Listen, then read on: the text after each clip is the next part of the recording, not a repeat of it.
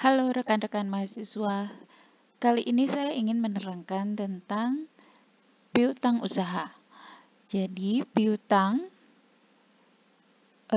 sebelumnya materinya bisa di-download dari web e-learning pertemuan 4. Jadi piutang, teorinya bisa Anda baca di sini. Intinya adalah piutang itu adalah uang kita yang ada di orang lain. Nah, orang lain di sini bisa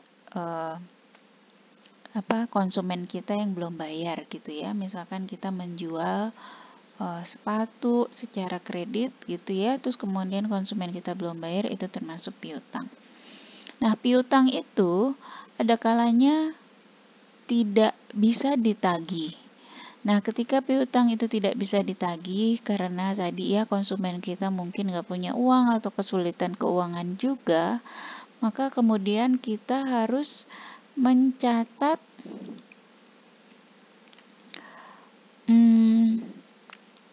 kerugiannya itu.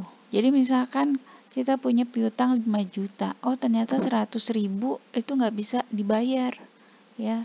Nah, 100.000 itu harus kita catat. Kenapa? Agar di laporan keuangan kita itu nilai piutangnya jadi 4.900.000 bukan 5 juta ya. Jadi 4.900.000 itu dari 5 juta dikurangi 100.000 yang tidak tertagih.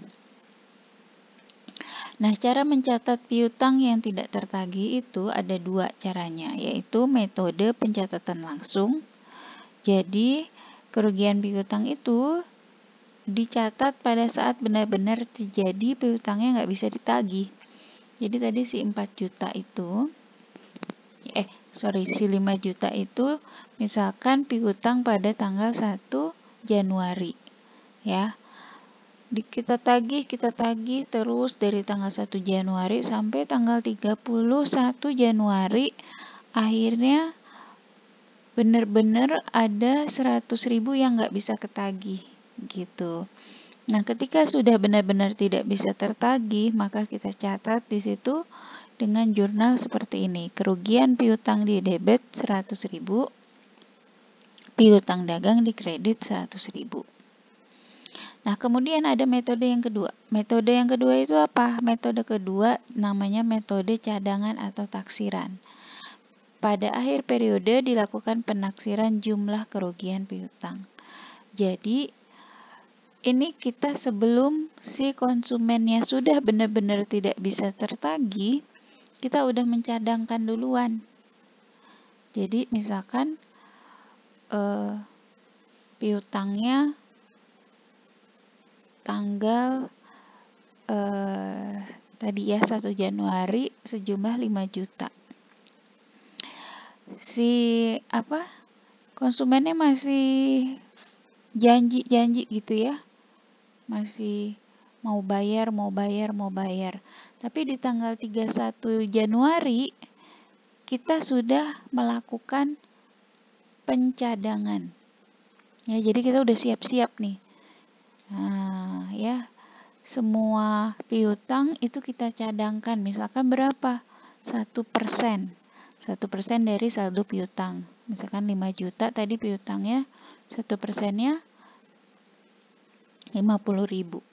Jadi baik karena memang ada yang sudah sulit bayar ataupun tidak sulit bayar, konsumen-konsumen kita itu sudah mencadangkan. Nih pokoknya saya cadangin dulu 50% tidak tertagih. Nah itu ya, itu metode yang kedua.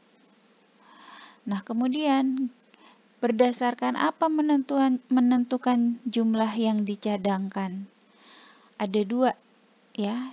Pertama jumlah penjualan. Ya misalkan penjualannya 3 juta. Kemudian ini kebijakannya dari perusahaan ya. Perusahaan pengen jumlah yang dicadangkan tidak tertagih sebesar 1% dari 3 juta dari jumlah penjualan. Bisa kayak gitu. Atau berdasarkan saldo piutang. Ya, ini ada 3 cara ya. Cadangan dinaikkan sampai persentase tertentu dari saldo piutang. Kemudian cadangan ditambah dengan persentase tertentu dari saldo piutang.